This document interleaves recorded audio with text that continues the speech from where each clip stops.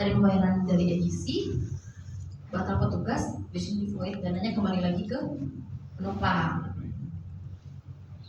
Nah, permasalahannya adalah ketika batal petugas,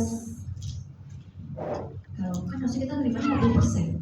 Kalau kita void edisi, yang ke void 1 juta dong, kan transaksinya bulat kan? Karena dia nggak bisa setengah. Ini fluktuasi yang kayak ini dikali 50% itu nggak bisa di mesin edisi. Jadi solusinya adalah batal penumpang itu dikembalikan secara tunai. Pakai kas cadangan. Nanti kan sebenarnya cara pakai kawin kan kita nggak ada apa-apa kok, tiba-tiba kita ngurangin kas gitu. Nanti atas dinas itu teman-teman bisa ngajuin modal kerja aja ke perusahaan. Mereka itu sangat modal kerja ke perusahaan. Itu. Terus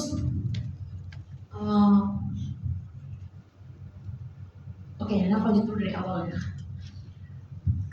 Si edisi itu kan kalau kita kerja sama bank itu kan pasti kita benefit juga ya. Nah dari sini itu bank meminta fee ke kita, yang kita sebut dengan MDR, merchant discount rate.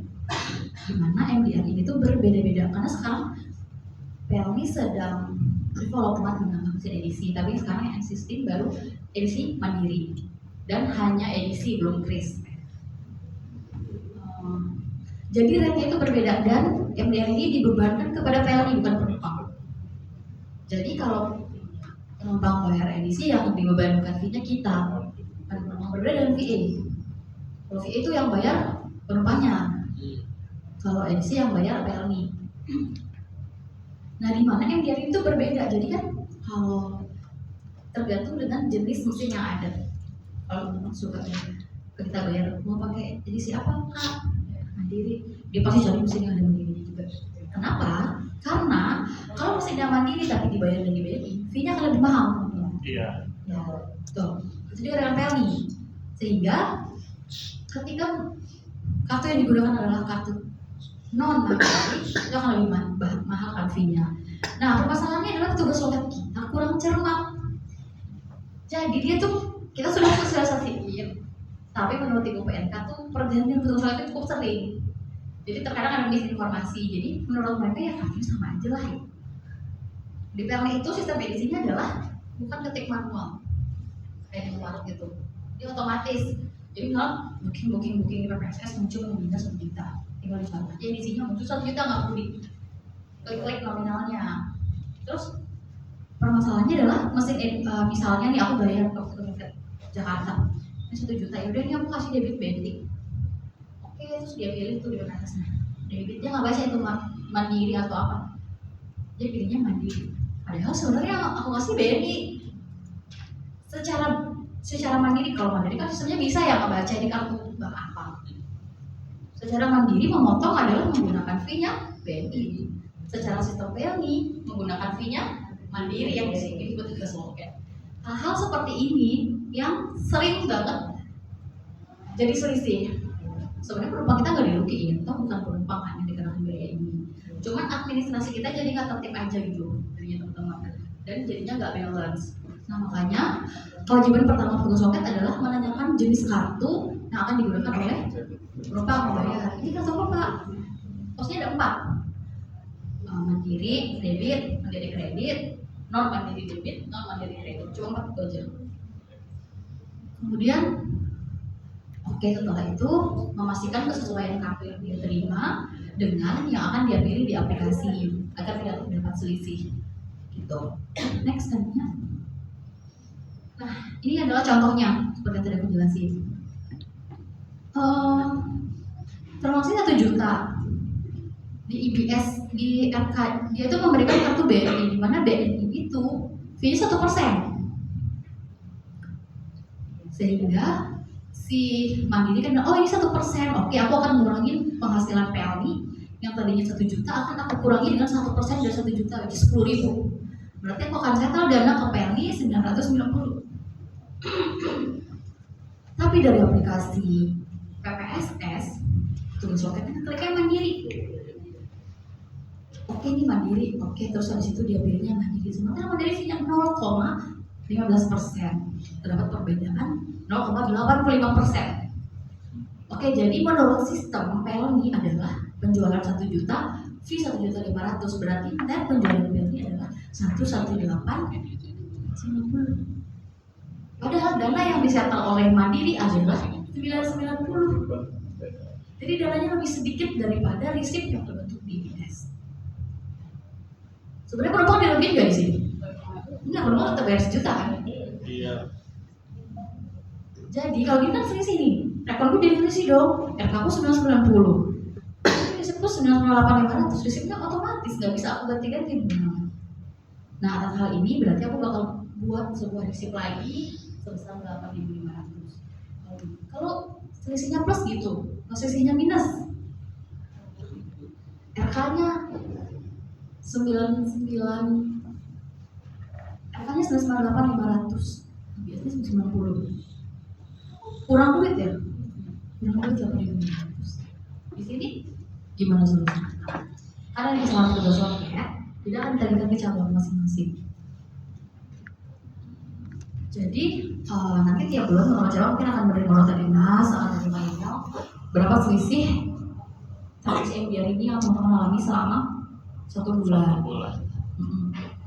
Tapi kan harusnya, dan itu akan kita rekam, akan kita buatkan nota dinasnya, kita tunjukkan ke kepala cabang, kita tunjukkan ke seluruh kepala cabang PLI.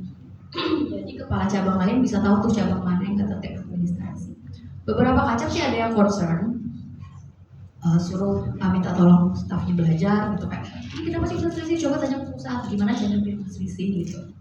Tapi kan balik lagi, karena ini kan pelaksanaannya bukan di teman-teman cabang gitu loh. Kalau teman-teman ngawasin, kan nggak mungkin ditungguin tuh sampai itu jangan klik itu kan nggak mungkin ya.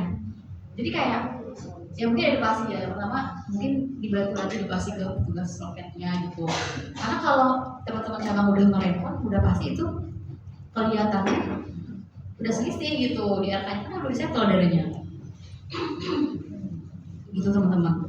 Dan ini sebenarnya lumayan jadi concern karena ada wacananya di tahun ini itu MDR-nya akan ditagihkan ke PSO. Nah jadi kan nanti secara laporannya nggak sama gitu loh, antara laporan bank sama prosesnya nggak sama. Jadinya seolah-olah kok data kita nggak akurat. Oke, next nantinya. Nah kemudian juga melakukan penjualan sesuai SOP. Ini juga masih sering terjadi. Sudah ada perbaikan. Yang pertama adalah ketika batal petugas.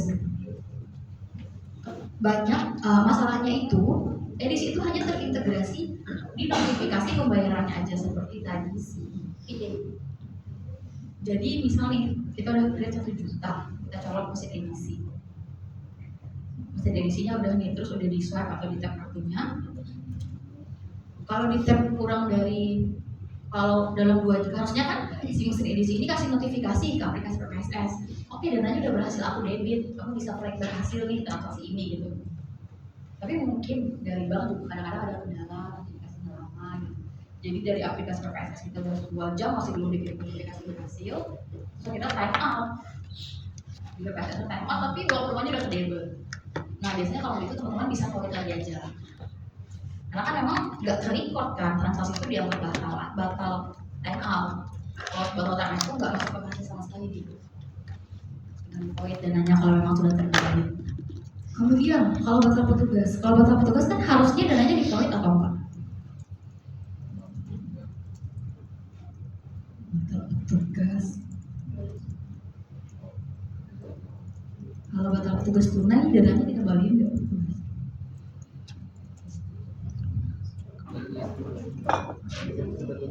Kemudian 100% kan yang batal petugas melakukan kesalahan, maksudnya kemudian 100%. Nah, secara edisi juga harusnya kita void 100% dananya itu. Karena ada cabang yang udah batal petugas tapi nggak di void. Jadi dananya masuk ke pusat tapi katanya batal, kan kita di pusat jadi kelebihan dana. Nah, kemudian juga ada batal penumpang. Kalau batal penumpang harusnya di void atau enggak? Enggak kan? Karena itu secara tunai, karena kan 50%.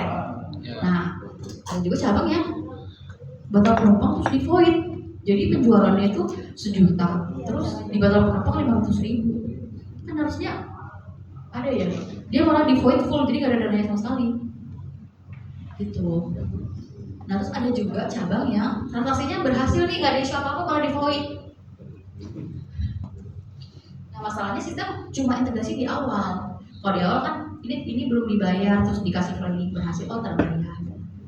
Terus ketika dia batalkan, gak ada notifikasi lagi, jadi dia bisa batalkan tanpa aksi apapun di situ bisa. Nah makanya itu nggak boleh terjadi. Nah, kalau transaksi sukses, tiketnya issue, penumpangnya boarding, tapi jadi void itu lumayan dapat concern dari Bu Deka.